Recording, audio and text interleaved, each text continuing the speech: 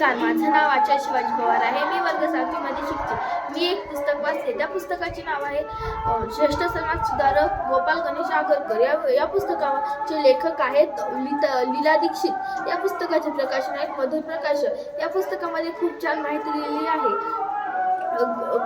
या पुस्तकामध्ये गोपाळविषयी माहिती दिली आहे.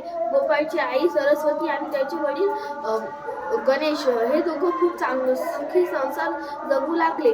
त्यांच्याजवळ घर होते, वाडा होता आणि लक्ष्मीनारायणाचे देवीचे मंदिर सुद्धा होते.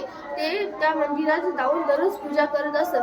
पण हळूहळू त्यांच्याजवळचे सर्व वैभव जाऊ लागले आणि तितक्यातच गोपाळच्या आईला म्हणजे सरस्वतीला 7व्यांदा दिवस होते.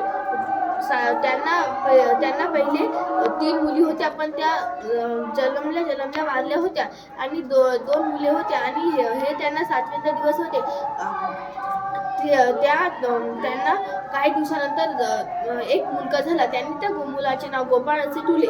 त्या त्यांच्या माहेरी म्हणजे टेंभूला गेल्या आणि तिथे 5 वर्ष राहिल्या. नंतर 5 वर्ष झाल्यानंतर त्या त्यांच्या सासरी म्हणजे कराडला आल्या. तिथे आल्यानंतर गोपाळचा एक भाऊ होता, त्याचे नाव होते गोविंद.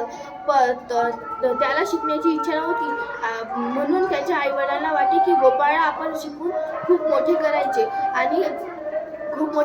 व झाले तसेच. कराडला गोपाळला शिकण्यासाठी शाळा नव्हती, म्हणून त्याच्या आईवडिलांनी त्याला शिकण्यासाठी त्याच्या मामाच्या गावाला म्हणजे टेंभूला पाठवले. टेंभूला त्याच्या वया एवढंच त्याचा चुलत मामा, त्याचे नाव होते दत्तात्रय. ते दत्तात्रय आणि गोपाळ दोघेही जात होते, सोबत शाळेत जात होते. ते 4थी पर्यंत शिक्षण घेतले होते. तिथेच इंग्रजी विषयाचे शिक्षण खूप चांगले देत होते. धन्यवाद.